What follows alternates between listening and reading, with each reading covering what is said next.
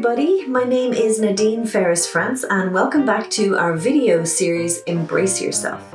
Today this is episode 4 and we are focusing on our thoughts and our thinking, but this time as they're directed towards advice that we have for other people. So do you ever have advice for people in your life? Okay, so let's see what that advice looks like.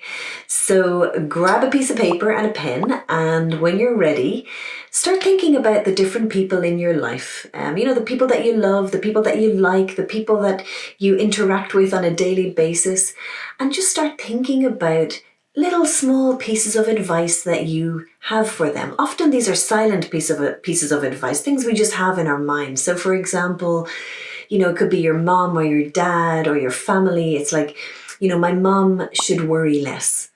My dad should take better care of his health.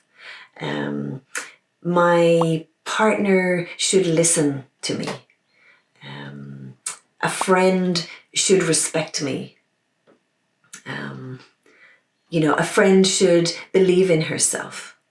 Just look at them, they come into your mind, and just look at them, and when you're ready, just give them a piece of advice. What should or shouldn't they do or say? He should, she shouldn't.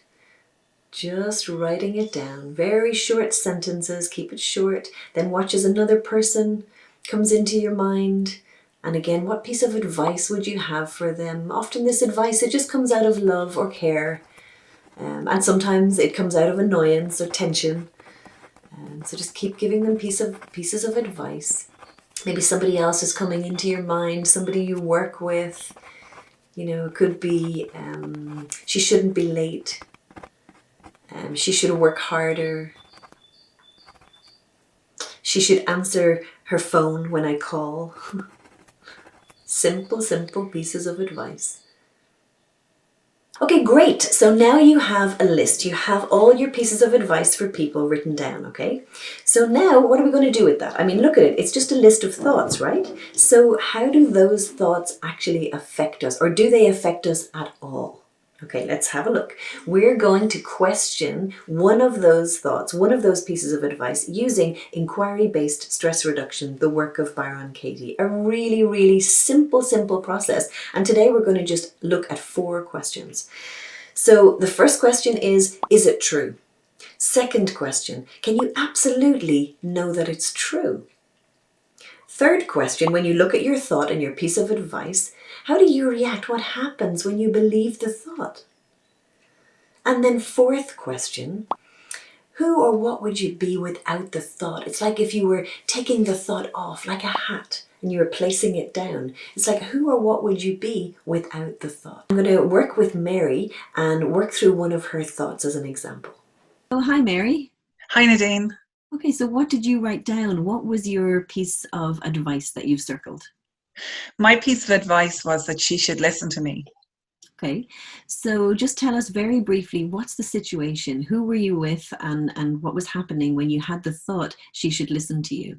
Okay, I was meeting a friend and she had lost a lot of weight and I noticed it, and when we were speaking she told me that she was doing a crash diet, and so that was the situation. We were in a coffee shop. She had lost a lot of weight, and I was really concerned about her. Okay. So let's go to the questions of the work.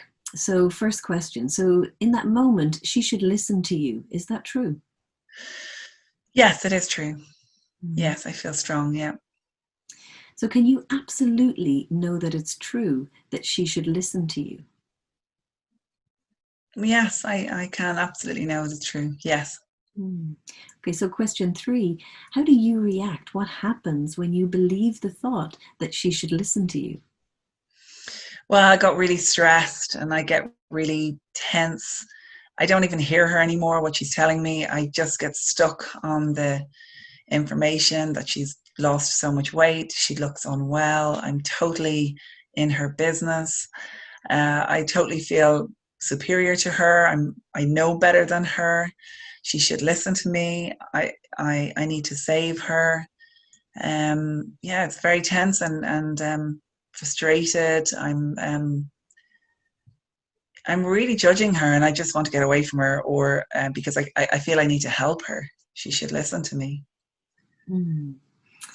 So that's you with the thought. So now let's just look at question 4, as if you're wearing that thought like a hat, and then you just take off your hat and you put the hat down, the thought goes down. Who would you be in that coffee shop with her without the thought that she should listen to you? Yeah. Without the thought, I would be completely present to her. I would just be listening. I would be in my seat and she would be in hers, and I would stay in a present place and I would listen to her. I would be calmer. I would be more present. Yeah, it feels kinder. Thank you, Mary. Thanks, Nadine. So how interesting that, we have all these thoughts that we have. A lot of the time it is advice, or sometimes it's judgments on people. And now we've questioned that. It's like, wow, that's how I show up. It has an effect. What I believe has an effect on how I show up and how I feel in this world. So the next time you have a piece of advice for someone, really just see if you can notice what your advice is or your judgment, and then just ask yourself, is it true? Can you absolutely know that it's true? So, in our next episode, episode 5, we are going to take this further and focus on our thoughts as they relate to self-stigma. So we're going to not just question our thoughts around self-stigma, but we're also going to see how those thoughts turn around and learn how to use turnarounds. And like before, please, please, please tell us what you think in the link below.